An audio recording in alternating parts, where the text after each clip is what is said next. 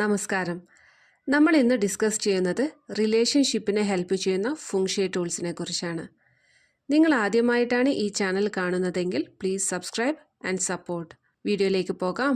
First tool Mandarin duck. ചിലർ ഇതിനെ മന്ദാര താറാവ് എന്ന് പറയാറുണ്ട്. ഇത് ബെഡ്റൂമിൻ്റെ സൗത്ത് വെസ്റ്റ് കോർണറിൽ വെക്കാവുന്നതാണ്. പിക്ചറാണ് വെക്കുന്നതെങ്കിൽ ലൈറ്റ് അപ്പ് ചെയ്യണം. സ്റ്റാച്യു ആണെങ്കിൽ ബെഡ് ലാമ്പിൻ്റെ അടുത്ത് വെച്ച് അതിൻ്റെ കൂടെ റോസ് ക്വാർട്സ് ക്രിസ്റ്റൽസും വെച്ച് ആക്ടിവേറ്റ് ചെയ്യാം. ഈ മാൻഡറിൻ ഡക്കിൻ്റെ തന്നെ റോസ് ക്വാർട്സ് ക്രിസ്റ്റൽസ് കിട്ടാനുണ്ട്. അത് വാങ്ങിച്ച് ബെഡ് ലാമ്പ് ഓണാക്കി അതിനടുത്ത് വെക്കണം. ഇത് നല്ല റിസൾട്ട് തരുന്ന ടൂളാണ്. Next double happiness symbol. ഈ ഒരു പിക്ചർ ഗൂഗിൾ ചെയ്താൽ നിങ്ങൾക്ക് കിട്ടും. അത് പ്രിൻ്റ് ഔട്ട് എടുത്ത് ഫ്രെയിം ചെയ്ത് വെക്കുക. ഇതും ബെഡ്റൂമിൽ ഗുഡ് റിലേഷൻഷിപ്പിന് ഉപയോഗിക്കാം. അടുത്തത് എമത്തിസ്റ്റ് ക്രിസ്റ്റൽ. ഈ എമത്തിസ്റ്റ് ക്രിസ്റ്റലിൻ്റെ ക്ലസ്റ്റേഴ്സ് വാങ്ങാൻ കിട്ടും. അതായത് ഏകദേശം ഒരു ആപ്പിളിൻ്റെയൊക്കെ വലുപ്പം കാണും ഒരെണ്ണം. അത് ഒരെണ്ണം വാങ്ങി അതിൽ റെഡ് റിബൺ കെട്ടി ഹസ്ബൻഡ് ആൻഡ് വൈഫ് കിടക്കുന്ന ബെഡിൻ്റെ കാലിന് കെട്ടിയിടുക. ബെഡിൽ തലവെക്കുന്ന ഭാഗത്തുള്ള കാലിനല്ല, പ്രത്യേകം ശ്രദ്ധിക്കുക. നിങ്ങളുടെ കാല് വെക്കുന്ന ഭാഗത്ത് വരുന്ന ബെഡിൻ്റെ കാലിന് കെട്ടുക. അടുത്തത് കപ്പിൾസ് സ്മൈലിംഗ് ഫോട്ടോ. നിങ്ങളുടെ തന്നെ ചിരിക്കുന്ന ഒരു ഫോട്ടോ ഫ്രെയിം ചെയ്ത് ബെഡ്റൂമിൽ വെക്കണം. അതായത് നിങ്ങൾ ഏറ്റവും ഹാപ്പിയസ്റ്റ് ആയിട്ടുള്ള സമയത്തെടുത്ത ഫോട്ടോ ആയിരിക്കണം. അല്ലാതെ ഒരു എക്സാമ്പിൾ പറയുകയാണെങ്കിൽ, ഇഷ്ടമില്ലാത്ത ഒരു കല്യാണത്തിന് പോയി ആരോ നിർബന്ധിച്ച് അവിടെ നിന്ന് എടുത്ത ഒരു ഫോട്ടോ. ഓക്കെ, രണ്ടുപേരും ചിരിക്കുന്നുമുണ്ട്, കാണാനും കൊള്ളാം എന്ന് കരുതി അതെടുത്ത് ഫ്രെയിം ചെയ്ത് വെക്കരുത്. കാരണം ഇഷ്ടമില്ലാതെ പോയി അവിടെ നിന്ന് എടുത്ത ഫോട്ടോയിൽ ആർക്കോ വേണ്ടി ചിരിച്ചതാണ്.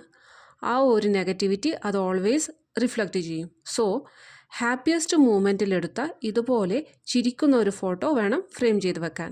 ഇത് ഒരുപാട് പേർ ട്രൈ ചെയ്ത് റിസൾട്ട് തന്ന ഒരു ടൂളാണ്. Next one dragon and phoenix. Dragon and phoenix ഒരുമിച്ച് വരുന്ന സ്റ്റാച്യു ഒരിക്കലും വെക്കരുത്, പിക്ചറും വെക്കരുത്. ഡ്രാഗണിൻ്റെ ഒരു സ്റ്റാച്യു, ഫിനിക്സിൻ്റെ ഒരു സ്റ്റാച്യു, അങ്ങനെ സെപ്പറേറ്റ് സ്റ്റാച്യു വാങ്ങി ഒരുമിച്ച് ലിവിംഗ് റൂമിൻ്റെ സൗത്ത് വെസ്റ്റ് കോർണറിൽ വെക്കാം. ഇത് നല്ല ദാമ്പത്യം ഉണ്ടാക്കാനും കല്യാണം കഴിയാത്തവർക്ക് നല്ല പാർട്ട്ണറെ കിട്ടാനും ഹെൽപ്പ് ചെയ്യും. ഇത് ഒരിക്കലും ബെഡ്റൂമിൽ വെക്കരുത്. പിന്നെ പലരും ഹോസിൻ്റെ സ്റ്റാച്യൂസ് അല്ലെങ്കിൽ പിക്ചേഴ്സ് ബെഡ്റൂമിൽ വെക്കാറുണ്ട്. അതൊരിക്കലും ചെയ്യരുത്.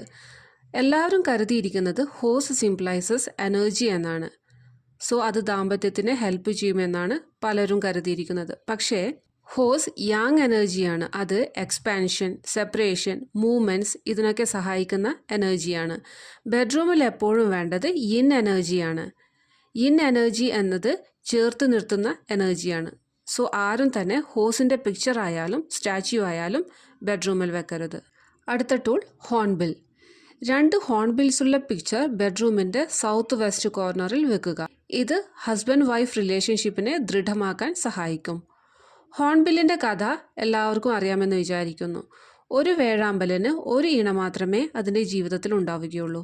മുട്ടയിട്ട് അടയിരിക്കുന്ന പെൺവേഴാമ്പലിന് ആഹാരം എത്തിച്ചു കൊടുക്കുന്നത് ആൺവേഴാമ്പലാണ്. എന്തെങ്കിലും സാഹചര്യത്തിൽ ആൺവേഴാമ്പൽ മരിച്ചാൽ പെൺവേഴാമ്പലും കുഞ്ഞും ആ കൂട്ടിൽ ആഹാരം കിട്ടാതെ മരിക്കും. മറ്റ് ജീവികളുടെ ആക്രമണത്തിൽ നിന്നും രക്ഷപ്പെടാൻ വേഴാമ്പൽ ആ കൂടിനെ ആ വിധത്തിലാണ് ഡിസൈൻ ചെയ്തിരിക്കുന്നത്. മുട്ട വിരിഞ്ഞ് കുഞ്ഞ് പുറത്തു വരുന്ന സ്റ്റേജ് ആയാൽ ആൺവേഴാമ്പൽ കൂട് പൊട്ടിക്കും. അങ്ങനെ അമ്മയും കുഞ്ഞും സുരക്ഷിതമായി പുറത്തു വരും. ഇതുപോലെ ഹസ്ബൻഡ് വൈഫ് റിലേഷൻഷിപ്പ് ദൃഢമാകാൻ ഹോൺബിൽസിൻ്റെ പിക്ചർ ബെഡ്റൂമിൻ്റെ സൗത്ത് വെസ്റ്റ് കോർണറിൽ വെക്കാവുന്നതാണ്. ഈ വീഡിയോ ഇഷ്ടമായാൽ please subscribe and support. Thank U.